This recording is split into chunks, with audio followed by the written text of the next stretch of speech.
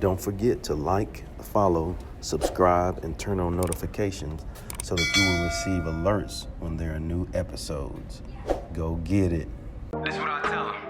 Look, I've been grinding for so long, I wake up and chase my goals. I go out and I go get it. Hot or cold, that's all I know. I don't succeed, then I don't breathe. Success, what does it mean? If I conquer all my goals, then I'm living out my dream. Dig deep, go out and get it. Success Chronicles. Compete until it's finished. Success Chronicles. Go take care of your business. Success Chronicles. It's deeper than just winning. Success Chronicles. Hey, what's up, everybody? This is Chip Baker coming to you with another episode of the Success Chronicles. Truly excited to have Coach PJ Gibbs with us on this evening. A great guy that's been blessed and fortunate to achieve some really neat things. And so I'm excited to share his story with you today. So first, Coach, thanks so much for taking the time to interview with the Success Chronicles. Coach, this is a pleasure, man. I've been looking forward to this since you and I talked in January at AFCA. So this is some good stuff. Yes, sir. Well, let's dive into it. I know off air we talked about your journey and your story, but if you don't mind sharing with the audience a little bit about who you are and what it is you do. Sure. Yeah. Well, I'm currently at school in Naples, Florida, Golden Gate High School, which is has around 1,800 kids. I started out coaching at 21. I'll be 43. The gray sideburns say it. I'll be 43 this June. So I've been doing this for a while, and I come from a very blue collar family growing up. Mom and dad both worked. Dad was a shift worker, manager of a pharmacy. Mom stayed home until I was about sixth grade. She was a waitress, did some odd jobs and things like that. And my grandfather had a very big influence on me. My grandfather was a very good high school football player. He was a running back, and in 1944, he decided that he was going to, leave high school as a sophomore, and like a lot of guys did, lied about his age and went in the draft, and was in the Navy for 2 years and came back and worked as a linesman for Jersey Central Power and Light for 46 years. So he had a tremendous impact on me growing up as a young man, and I think about him every day. Just the lessons he taught me, just like in just lessons by example. Just like, hey, this is what you need to get done. And he was a CB, so what the CBs did was anytime we took over any type of island in the South Pacific, the Marines would go in first, and then the CBs would go in next, and they would build anything that was needed. So runways, air traffic control towers, water stations, anything that was necessary for survival on that island. That's what they did. So we did that for 2 years.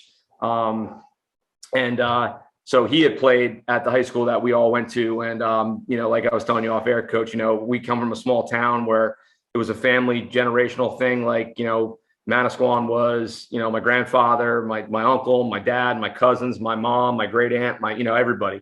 It's a really, really neat place to grow up and, learn, it's right on the beach, Jersey Shore. So it's a really good family atmosphere. Got into coaching at 21, went back after playing college ball at St. Peter's, all the bracket busters. So got into coaching and defensive side of the ball. Always intrigued me. I played linebacker in college, and so I learned from some great guys. My high school head coach Vic Abu and guys that I've been around. I'm fortunate enough to be very good friends with Coach Don Brown, who's just taken over at UMass. And I met Coach Brown as a 23-year-old assistant linebacker coach, and he was actually the head coach at UMass the first time. When him and I first met, and just he has a house down here. So we played golf over spring break. He'd come down and talk some football and play some golf. And so I've been fortunate enough in the 23 years I've been coaching to, break my bones as a young defensive coordinator, learn things and learn to fight through adversity. And, we win some state championships, do a lot of firsts. So first district championship down here in Florida for Gulf Coast High School, then first conference championship at Palmetto Ridge, kind of shocking the world and beating a Naples high school team that nobody thought that anybody in our county could beat. and shut them out, no less, to open the season in 2020. And then great experiences with USA Football, being the head coach for 3 international bowls and winning all 3, 2 as a U.S. head coach, 1 as an international head coach with the Japanese national team in 2020. And coach some great kids. I always said, like, I really admire a lot what, guys that can, in the high school profession, got, the impact we have every day on kids. Because I think, Coach, like when you and I were playing, when we were growing up, we didn't have this social media world where, everybody could, look stuff up. And, we went to our coach if we had an issue, if the one, it might not be the head coach, but it may be your position coach. And, I think that it's more, especially coming out of what we came out of in 2020, I think it's more apt to us to get, have those young people lean on us for their mental health. And, because, they had to sit in front of a computer screen for, some kids just from a couple months ago for like 2 years, and they didn't have the, really classroom social interaction. So I think we play a huge role, and not just football, all, club sponsors and things like that. We bear a heavy burden, because it's our job really to pull this generation out of that funk,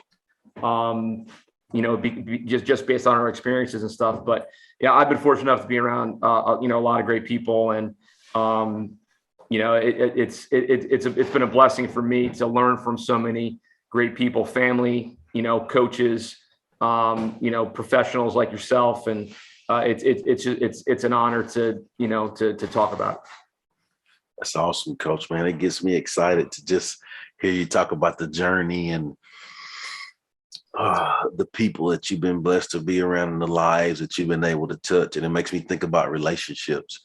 It's important to have those quality relationships, and so that you can, like you say with Coach, come down from UMass and you can learn from and be around. And like you said, when we were off air, I was fortunate to work with the same guys that coach me, like those kind of things. And like, it doesn't get any better than that when you can pass that down from generation to generation. And so what are 3 things you've accomplished in your life that you're proud of? I mean, first and foremost, I think number 1 for me is being a husband and a father. I think that,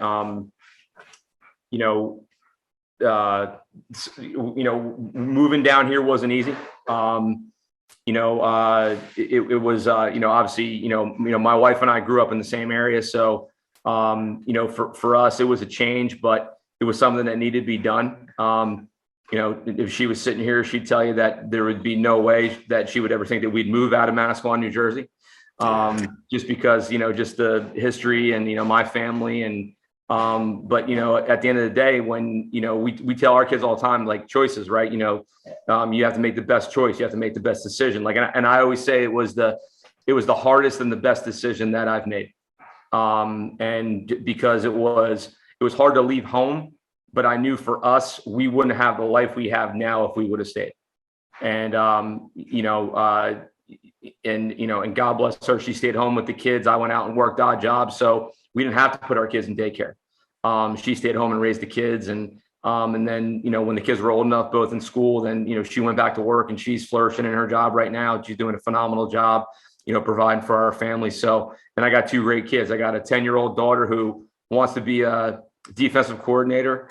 And and I have a 7 on Saturday. He'll turn 8. And he was doing the tackling stats for us, sitting in my lap when he was 5. So it's a family affair here. And we're actually getting on a call with Coach Lowe, who's the defensive line coach for the Buccaneers. My daughter is going to get on a call with her, and she's got a couple questions. And awesome. She loves it. She is intense. She gets a little heated when it comes to watching some football games. So it's I'm happy that the family is involved and loves it. But I would say that would be my number 1 thing as far as accomplishments go. Love it. Couple others you have?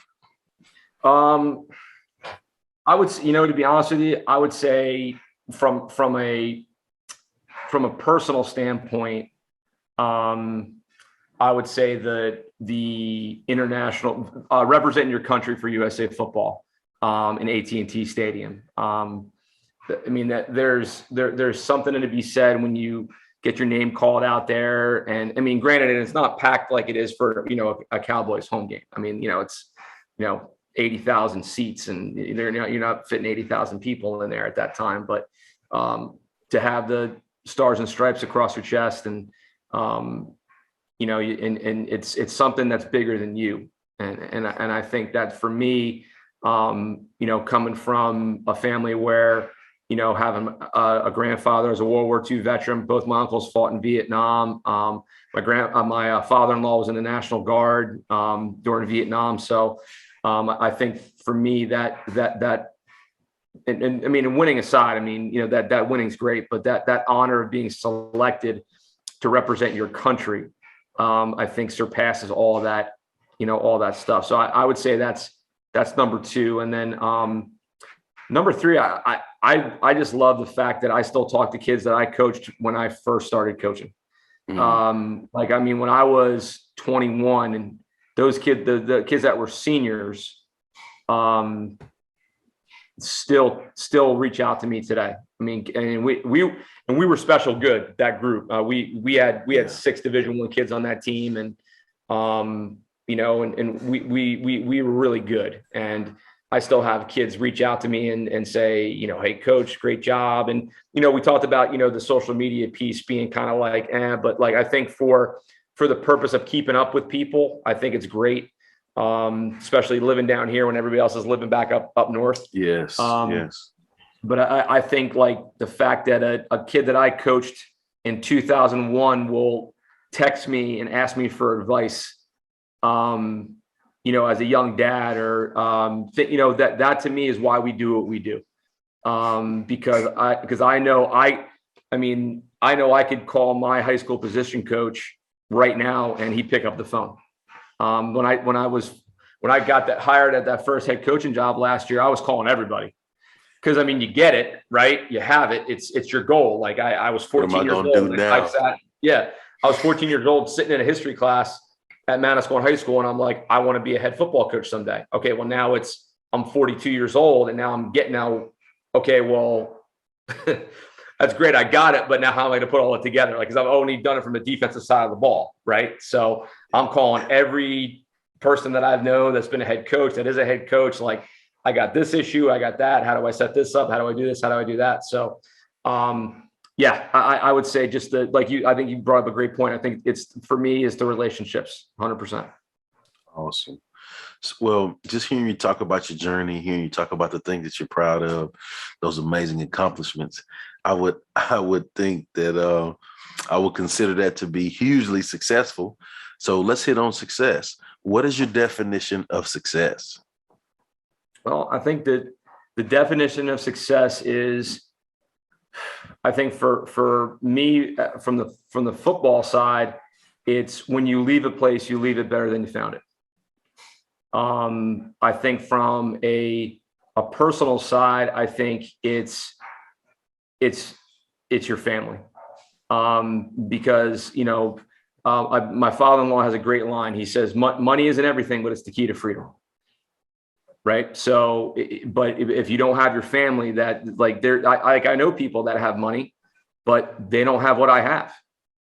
They don't have a